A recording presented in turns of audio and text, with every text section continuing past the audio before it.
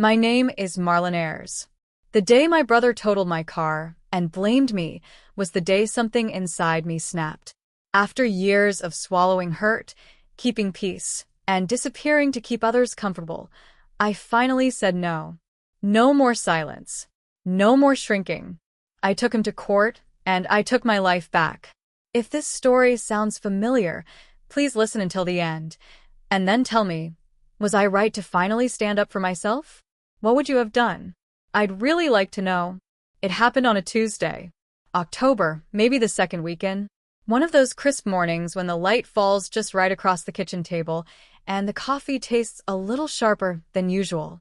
The kind of day you'd normally forget, except I didn't. I remember standing at the sink, watching the steam curl from my mug, thinking how quiet it was. Too quiet. My hand trembled a little as I reached for the dish towel. Not from age, not from the cold. From what happened a week ago that still hadn't settled inside me. It was around 7:30 a.m. when I got the call. Not from him, of course. From a neighbor who said my car was on the corner of Chestnut and Avery, front end crumpled like a crushed soda can. Smoke was still lifting off the hood. Said my brother was standing nearby, arms crossed, like it was someone else's mess. I didn't rush. I should have, maybe, but something in me already knew it wouldn't be a surprise. When I turned onto the street and saw my car, my only car, the one I'd paid off over 5 years, oil changes on time, tires rotated every spring, folded and leaking, it didn't hit me like a punch. It sank like a weight. And there was Lyle, leaning against the neighbor's mailbox, like he'd just stepped out for a smoke. Didn't even flinch when I pulled up in the neighbor's sedan. Just shrugged. Brakes locked up, he said, barely looking at me. You should have had that checked. Lucky no one got hurt. I opened my mouth, but nothing came out. Not yet. Just the hum of disbelief ringing in my ears. He went on like it was no big deal. I was just gonna take it around the block. Help you out, get some errands done. Damn thing gave out. That was when I noticed the skid marks. Not short, not panicked. Long, curved, like someone hit the gas too hard on a turn. My stomach turned. Later that night, I called him. Asked if he'd at least split the cost to tow it and get it looked at. His response? You're the one who gave me the keys. It's your car, your problem. And that's where the real wreck started. I didn't yell. Didn't throw anything. Didn't even hang up. I just sat there on my porch, letting the cold bite into my knees, wondering how many times I'd been through something like this. Not with the car, no. With him. With my family. There was the time he knocked over the gas stove during a tantrum and blamed it on faulty installation. The time Mom's birthday cake got ruined because he forgot it in the trunk and I took the blame. The time he borrowed $300 just for a week and it turned into never. And every single time I told myself, it's family. You don't make it worse. You just swallow it. But that night something felt different. The next morning, I was cleaning out what I could from the car, garbage bag in hand, the air still thick with the sour smell of coolant and scorched plastic. I was picking through the glove box when I found it, a balled-up receipt tucked in the far corner of the passenger footwell. It was from Jameson's Auto. Dated 8 weeks back. Brake pads replaced. System inspected. All functions normal. I just stared at it. My hand froze halfway into the trash bag. Something about that little slip of paper, just 3 lines and a number, hit me harder than anything he'd said. It was like holding a piece of truth in my hand. One I hadn't asked for, but now couldn't unsee. I sat there on the curb for a while, the sun starting to hit the tops of the houses, warming my back.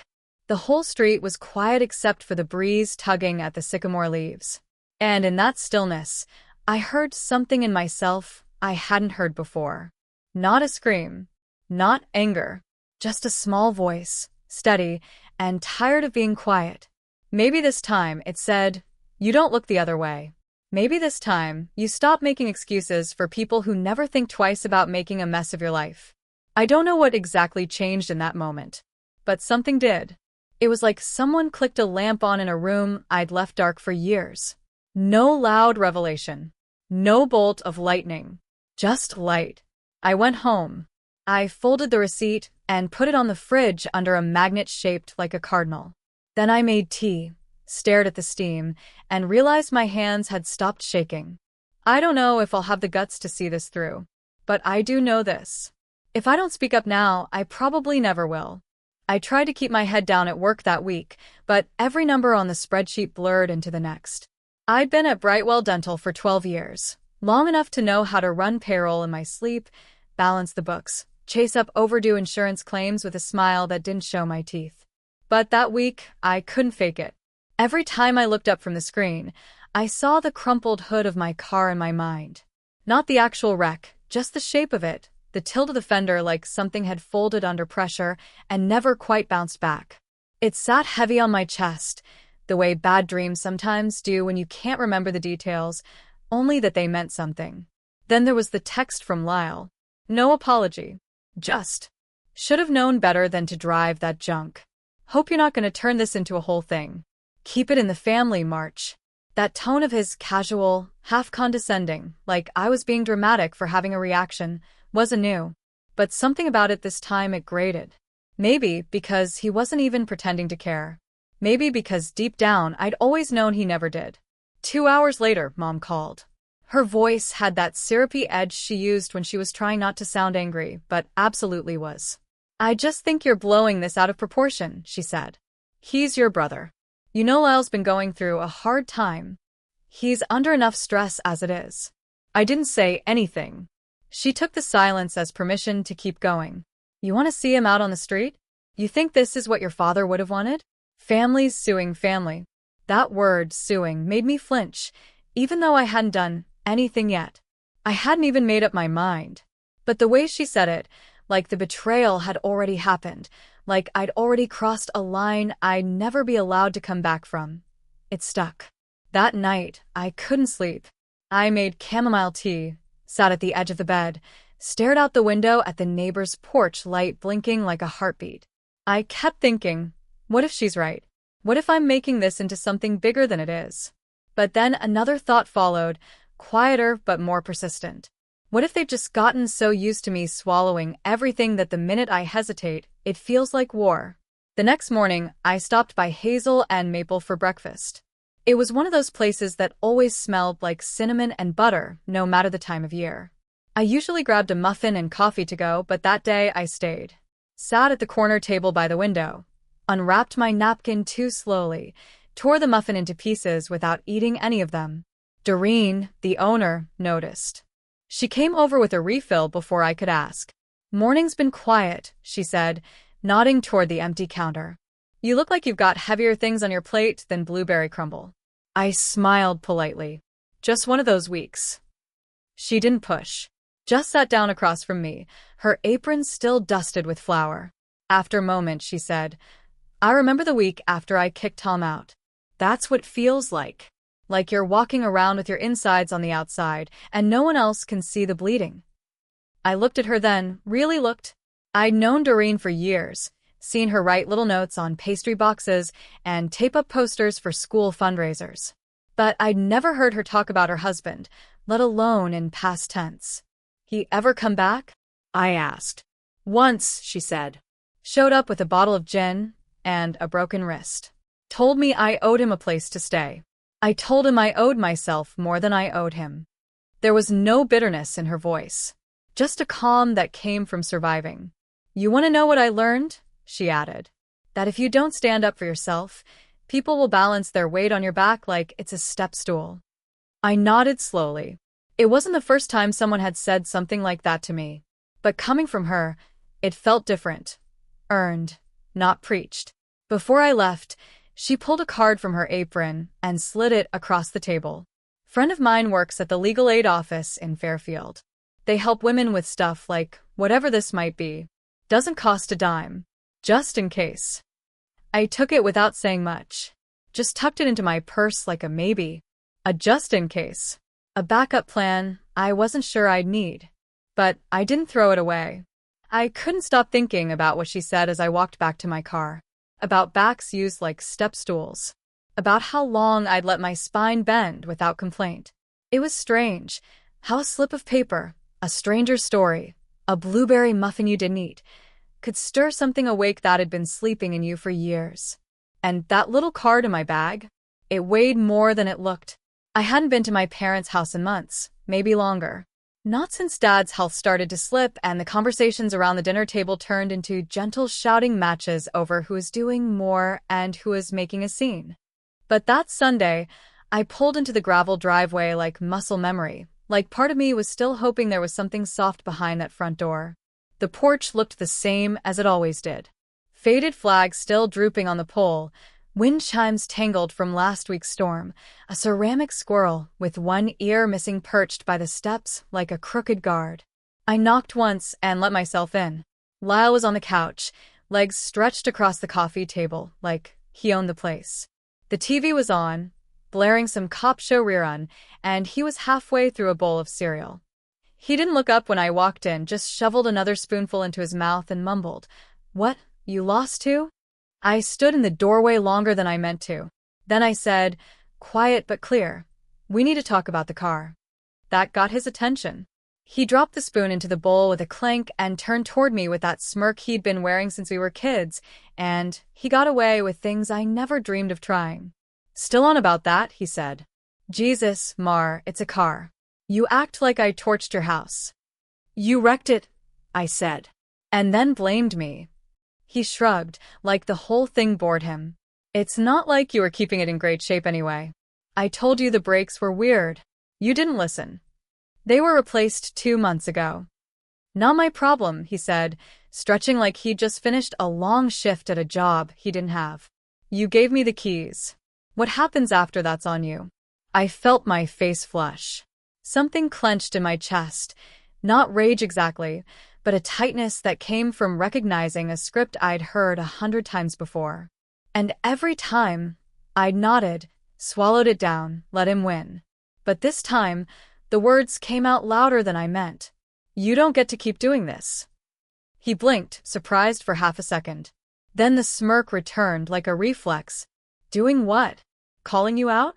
Sorry if the truth hurts." "That's not truth," I snapped. "That's manipulation. You screw up, and somehow I'm the bad guy for asking you to take responsibility." He stood up then, like the height would give him some kind of advantage. "You're not seriously gonna sue me? Come on, you wouldn't do that. Mom would lose her damn mind." The mention of Mom was a gut punch, but I didn't show it. Or, at least, I tried not to. "I'm not here to threaten you, Lyle," I said, voice lower now. "I'm here because I've spent my whole life cleaning up after you. And I'm tired." He scoffed, walking past me toward the kitchen. "You always act like you're the martyr. No one asked you to." I didn't follow him. A moment later, Mom came in through the back door, holding a bag of groceries. She smiled when she saw me, until she caught the look on my face. "What's going on?" she asked, setting the bag down. Before I could answer, Lal chimed in, voice all syrup and innocence. "She's mad about the car again. Thinks I should pay for it, like I've got money just sitting around." I opened my mouth, but Mom was already shaking her head. "Marlen, really?" she said, like I'd broken something sacred. "You're going to come here and start drama over a car?" "A car I need to get to work," I said, quieter now. "A car I take care of." That he totaled, and blamed me for. She looked between us like she was trying to pick the lesser of 2 disappointments. "I can't believe this," she said. "Chiam ruat ma con lam nu nuoidung. Do you even remember what he's been through the last few years?" My jaw tightened. "Do you remember what I've been through?" That shut her up for half a beat, but not long. "You've always been so dramatic," she said, turning toward the fridge. "Lyle makes mistakes, but at least he doesn't make a show of it." I stared at her back, at the same navy sweater she wore every fall since I could remember. I thought about the birthday I spent alone because Lyle forgot to pick me up. The Thanksgiving he showed up drunk, and I spent the night cleaning vomit off the couch while she rubbed his back. The time I loaned him money I couldn't afford to lose, just to keep the peace. And a memory hit me like a slap. 15 years old. Lyle had broken Mom's favorite vase, the blue one from her honeymoon. I told her I did it. I got grounded for a week. He thanked me once, with a candy bar he'd stolen from the gas station. I used to tell myself it didn't matter, that keeping things calm was more important, that I was strong enough to carry the weight, so no one else had to. But standing there in that kitchen, I didn't feel strong. I felt used. I left without saying goodbye. Walked past Lyle still chewing, past Mom still muttering, past the porch with its broken squirrel. Back in my car, I sat in the silence and thought, if this isn't enough to make them see me, what is? And then another thought came, quieter, but sharper. Maybe it's not about them seeing me anymore. Maybe it's about me seeing myself. I walked into the legal aid office in Fairfield with the same mindset you bring to a dentist appointment you don't plan to commit to. Just to check up. Just to ask. No decisions. No action. The place didn't look like much. 2 floors above a laundromat, waiting room with plastic chairs, faded magazines, a coffee maker humming quietly in the corner. But something about the quiet made my heart thump louder. I filled out the intake form with a ballpoint pen that skipped every third letter. My handwriting looked nervous. A woman named Janine called me in. She couldn't have been more than 35, dressed in a navy sweater and black slacks, hair in a tight bun that said she had too much to do and not enough time to waste. But her voice was gentle. So, she said, settling into the seat across from me. Tell me what happened. I started from the beginning. The car, the accident, the way my brother brushed it off like a pothole in the road. I showed her the photos on my phone, the crumpled hood, the receipt for the brake job 2 months earlier. She nodded, made a few notes. When I finished, I expected her to say something like, "We understand," or "That sounds tough." But instead, she looked right at me and said, "You have a case. A clear one." I blinked. "What do you mean?" "You're legally entitled to file for property damage and restitution. He took your car without proper care, caused significant damage, and then refused responsibility. And you have documentation." It wasn't the legality that rattled me. It was how calm she was about it.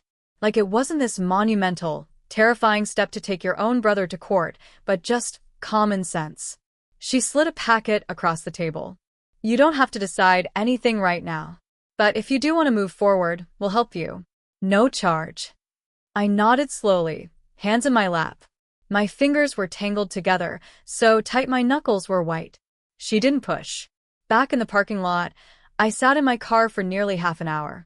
The paper rested on the passenger seat like a living thing, breathing beside me. I kept hearing Lyle's voice. Then my mother's. And then, somewhere deeper, quieter, a voice that sounded a little like my own. One I hadn't listened to in a long time. Later that week, I saw Doreen again at Hazel and Maple. I hadn't planned on telling her anything, but something about the way she handed me my coffee, warm, steady, knowing, made me sit down and spill. She listened the way people do, when they've lived through something themselves. Not nodding too much, not cutting in with advice, just letting me get it out. Then she said, "You want to know the thing that finally made me file for divorce?" I looked up, surprised. "It was February," she said. Snow coming down sideways. Tom locked me out after we argued about the mortgage. I stood outside for nearly an hour before he let me back in. And the whole time, I was crying and thinking, I hope none of the neighbors see. That'd be so embarrassing. She gave a small laugh. Imagine that. I thought the shame was mine. I didn't say anything. I didn't have to. She leaned in. "If you keep quiet, Marlen, you're just teaching them how to treat you. That's what silence does. It tells them they're right." That night, I didn't make dinner. Didn't turn on the TV. Just stood in the hallway staring at the file on my dresser. I opened the drawer, took out the envelope with the photos, receipts, that little note from the mechanic at Jameson's Auto confirming everything was up to code. I sat at the desk with a legal pad and pen. My hand hovered for a moment before I wrote the first word, plaintiff. It looked strange, official, like someone else's story. But it wasn't. It was mine. And no, it wasn't about the money. It never was. It was about drawing a line in the sand, not with fire or fury, but with clarity, with steadiness, with the quiet kind of strength that says, I see what you did. I see what I allowed. And I won't be that woman anymore. When I went to bed that night, I didn't sleep easy. but I slept honest. And that was a start. The morning after I filed a lawsuit, I woke up before the sun. The kind of waking where you don't realize you've slept at all, just drifted in and out of thought until the alarm startled you back into yourself. I lay there in the dark, staring at the ceiling fan and wondering if I'd just made the biggest mistake of my life. My phone buzzed before I'd even made coffee. A message from my cousin Becca. "You really suing your own brother? That's low, March." A minute later, another from Aunt Jo. "Your mom's heart can't take this stress. Please think about what you're doing." I didn't respond. I couldn't. My fingers hovered over the keyboard, but nothing felt right. No words small enough to explain something that had taken me years to swallow. That afternoon, I drove to the courthouse in Fairfield to drop off a printed statement from the mechanic. The receptionist pointed me toward a waiting area lined with folding chairs and scuffed linoleum floors. I sat, paper clutched in my hand like it might disappear. Across the room, a woman in a maroon coat was crying softly. Not loud sobs, just a slow leak of something held in too long. I recognized it. That silence full of weight. That way of folding in on yourself, so no one sees how broken you feel. I didn't mean to say anything, but when I opened my purse for a tissue, I looked up and said, "You okay?" She nodded too quickly. "Just nerves." We sat in quiet for a moment before she spoke again. "My ex emptied our joint account before the divorce. Left me with the mortgage and 3 months behind on utilities. But if I take him to court, my mother says it'll shame the whole family. She says I'm being ungrateful." I didn't know her. She didn't know me. But it felt like we were sitting in the same story, just on different pages. "I used to think that too," I said. "That keeping the peace meant keeping quiet." She wiped under her eyes. "It still feels wrong, even when I know it's not." I nodded. Nobody teaches you how to speak up. Especially not when the people you're speaking against are the ones who raised you. We shared coffee in silence. Not friendship, exactly, just understanding. That moment didn't fix anything, but it gave me a kind of stillness I hadn't felt since this started. Like I wasn't the only one fumbling my way through the dark. A week later, the preliminary hearing came. I showed up in slacks and a navy blouse. Not dressed up, not plain, just like someone who came to be taken seriously. Lyle arrived 10 minutes late, wearing ripped jeans and a t-shirt that said sarcasm, just one of my many talents. No lawyer. No folder. Just a cocky grin like he was walking into a joke, not a courtroom. I didn't look at him. I couldn't. My attorney, Janet, laid everything out clearly, photos, statements, receipts. Even the voicemail Mom left me in July that accidentally captured her saying, "Well, at least she fixed the brakes this time." It wasn't meant to be evidence, but it was. Clear as day. The judge asked if I wanted to make a personal statement. My heart pounded so hard I thought my voice might shake. But when I stood up, something settled. "I didn't file this out of anger," I said. "I didn't want this to be public. I love my family, but I've spent my entire life being the one who keeps the peace by staying quiet. And this time, someone needed to tell the truth." I could feel every pair of eyes on me. I'm not asking for punishment. I'm asking for recognition that what happened was real, that I mattered in the middle of it. Then I sat down. My hands didn't tremble. My voice hadn't cracked. Lyle snorted, loud enough for the judge to shoot him a look. The hearing ended quickly after that. Nothing final, just the wheels turning. But as we stepped outside, I felt the air hit my face like a baptism. Cold. Honest. Cleansing. I didn't win anything that day. Not officially. But I walked to my car with my head up. Because for the first time in my life, I'd said the thing no one in my family ever did. I said, "I deserve better." And I said it out loud. Lyle's Facebook post went up the day after the preliminary hearing. I didn't see it right away. Someone forwarded it to me. A screenshot. Bright white text on a black background. "My own sister is suing me over a car." A car. After everything I'd done for her. Every dollar I ever borrowed was with love. I guess blood doesn't mean anything to some people. The comments underneath piled up like dirty dishes. "That's messed up. Families don't take each other to court. Wow, she always seemed uptight. Guess we know why now. He knew what he was doing. He made sure to sound wounded but noble, like all he ever did was love too much, borrow too little, and I was the cold one who turned family into enemies. The kind of story that plays well online, because it has a villain you can point at. And this time, that villain was me. I didn't reply. But the silence didn't shield me. By the weekend, my Aunt Alice had called to say I was being unreasonable. My cousin Jared commented publicly on the post, "This is what happens when people put money over blood." I saw the names, people I grew up with, people I used to babysit, people who'd eaten at my table, and I felt something unhook quietly inside me. I'd always assumed that if I kept the peace, people would see me as the steady one, the fair one. But peace, it turns out, doesn't win loyalty. Stories do. And Lyle was a master storyteller when he needed to be.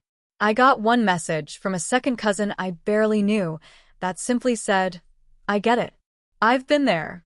Stay strong." No name, no photo, just quiet support from a dark corner. But it meant more than the 100 other voices shouting over me. Then Mom called. Her voice was flat. No warmth. No opening. "I just wanted to hear it from you," she said. "Did you really drag your brother to court?" "I didn't drag anyone," I answered. "He totaled my car and refused to take responsibility. He's struggling, Marlen. He's been struggling. So have I." "You think this is what your father would have wanted? His kids fighting like this?" I closed my eyes. I could picture her there, sitting in that kitchen with the lemon curtains, twisting the cord of the old landline around her fingers. "Misin hai dua," she said. "In hung chua bao gio gi koge dualan lai kio, dua no are toa." I paused. And for once, I didn't soften my voice. I didn't reach for calm. I just said it straight. I didn't pull him anywhere. I just stopped letting myself be pushed. She hung up without saying goodbye. That Monday, I took a lift to work. Rain tapped the windows, soft and steady. The driver didn't say much, just jazz playing low on the radio and the smell of damp upholstery in the air. As we passed the garage on Mill Street, I saw them towing my car back in. The 1 mile wrecked. It had finally come back from the insurance lot, bent and hollowed out, looking more like a carcass than a vehicle. Asked the driver to pull over. I stood in the rain, watching them lower it onto the concrete. The tow truck driver didn't acknowledge me. He just finished the job and drove off. And I cried. Not loud. Not desperate. Just the kind of cry that comes when something inside you breaks loose after being tight for too long. It wasn't about the car. Not really. It was everything that car had carried. The morning drives to work. The grocery trips after long shifts. The vacations I never took, but always planned for. The responsibility. The care. The trying. I cried because that car was mine. Because I'd taken care of it the way I wish someone had taken care of me. Later that day, my Uncle George called. Said he'd spoken to both sides. Said he understood it was messy, but couldn't we just sit down as a family and talk it out? No lawyers, he added. Just us. I thanked him for the call. And I meant it. But I told him no. Because I knew what those talks looked like. I'd been to enough of them to know they weren't conversations. They were cleanup crews. They were about keeping the image intact, not facing the mess. "I'm not doing this to fight," I said. "I'm doing it so I can stop pretending." And that was the truth. I didn't care if I won or lost in court. Not in the way they thought. This wasn't about a verdict. It was about a boundary. And I was drawing one. Not in sand. Not in whispers. But with ink. With truth. With my name on it. Courtrooms aren't like they look on TV. No soaring speeches. No dramatic gasps. Just beige walls, hard benches, and a clock that ticks louder than it should. I sat at the plaintiff's table, hands folded, eyes on the table's edge while the bailiff called us in. Lyle strolled in 5 minutes late, dressed like he always was, too casual, like the world was his living room. He didn't look at me as he sat down. Just leaned back, arms crossed, jaw tight. That same smug shrug in his posture, like none of this mattered. Like I'd dragged him into something petty, and now we were both wasting our time. The judge, A woman in her 60s with salt and pepper hair and tired eyes looked like she'd seen it all and then some. She asked if both sides were ready. My lawyer nodded. Lal didn't have one. When the judge asked if he had any statement to make, Lal stood, cleared his throat, and let loose. "This is ridiculous," he started. "It was an accident. My sister has always had it out for me. Ever since we were kids. She's been waiting for a chance like this to humiliate me in front of everyone." He looked straight at the judge, but his words were for the gallery behind us. 3 of our cousins, our mother, and some people I didn't recognize. "She's cold. Always has been. No heart. She doesn't care about family. She just wants to be right." He sat down like he'd just dropped the mic. Like he expected applause. Janet, my lawyer, said nothing for a beat. Then she rose, calm and concise, and laid out our case again. Receipts. Photos. The voicemail. The garage report. All facts, no fire. She didn't need to argue emotion. She had the truth in a folder. The judge flipped through the documents. Her eyes moved slowly, methodically. She didn't look up until she'd read every page. "Ms. Ayers," she said to me, "do you wish to make a personal statement?" I hadn't planned to speak. I really hadn't. But I stood.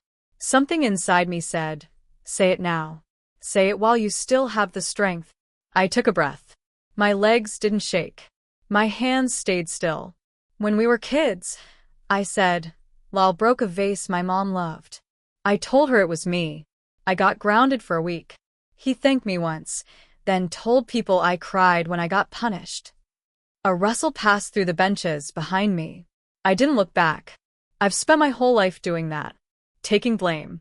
Swallowing pride. Choosing quiet to keep the peace. Every birthday ruined. Every holiday turned upside down. Every time he needed something, I gave it. Because that's what a good sister does, right? I paused. Not for drama. Just to breathe. But no one ever asked me if I was okay. Not once. No one ever said, "You've done enough, Marlen. You can stop now." My voice didn't rise. It didn't need to. I'm not here today because I hate my brother. I'm here because I love myself enough to say, enough. I sat down, and the room went still. Not quiet like before. Still like everyone had taken one collective breath and forgotten to let it go. The judge nodded once, then cleared her throat. "Based on the evidence and testimony presented, I find the defendant responsible for 50% of the damage costs to be paid in monthly installments over the next year." Gavel. Done. Lal didn't look at me. He stood, rolled his eyes, muttered something under his breath, and walked out of the room like the floor owed him an apology. I didn't follow him. Mom avoided my eyes as she stood. The cousins behind her whispered, one of them shaking her head. But none of that mattered. Because I wasn't there to be seen anymore. I walked out alone. The hallway was bright with afternoon light. My heels clicked against the linoleum like punctuation, sharp, deliberate, final. It wasn't about the money. It never had been. That day, I didn't win in some grand, triumphant way. There were no cheers, no handshakes, no hero's ending. But I walked out as someone new. Someone who had finally spoken. Someone who had finally been heard. Lyle made 2 payments after the court ruling. Then nothing. The check didn't come in the mail. No call, no apology, not even a text pretending he'd forgotten. I wasn't surprised. I don't know why I ever thought he'd follow through. Mom never called again either. I didn't get a birthday card with a $10 bill and a note that said, "Buy yourself something sweet." No voicemail. No email. Just silence. Some relatives quietly unfriended me on Facebook. Others stayed but never liked or commented on anything. And then there were the messages, vague, guilty little things like, "Hope you're doing okay, wish things hadn't gone the way they did," or, "You were always the responsible one. Just wish it didn't have to come to this." And yet, I didn't fall apart. There was no sharp ache. Just a strange, steady quiet. Like when you finally stop banging on a locked door and realize no one's home, and hasn't been for a long time. That was the strangest part. The realization that I wasn't grieving what I'd lost. I was adjusting to what had already been true for years. A few weeks later, Doreen invited me to a tea gathering at her place. Just a handful of local women, she said. Nothing fancy. I hesitated. I hadn't been good at groups in a long time, too used to playing the observer, the peacekeeper, the one who left early. But something in her voice made me say yes. Her living room smelled like vanilla and cloves. The curtains were drawn wide, letting the late morning sun spill across mismatched chairs and trays of scones. We sat in a loose circle, warm mugs in hand, and I let myself just listen. They talked about kids who only called when they needed money, about husbands who'd passed on or moved on, or just worn them down year after year. One woman said softly, "I used to think if I stopped giving, they'd stop loving me. But the truth was, they weren't really loving me at all. Just the version of me that didn't say no." Another woman, maybe in her 70s, chuckled and said, "I thought losing my family would kill me. But all I really lost were the people who never saw me." That one stuck. Because that's what it felt like. Not being abandoned.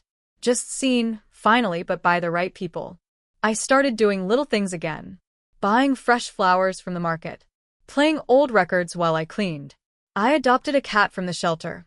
A big gray one with a nicked ear and a quiet dignity I respected. I named him Murphy. I even bought back my old car.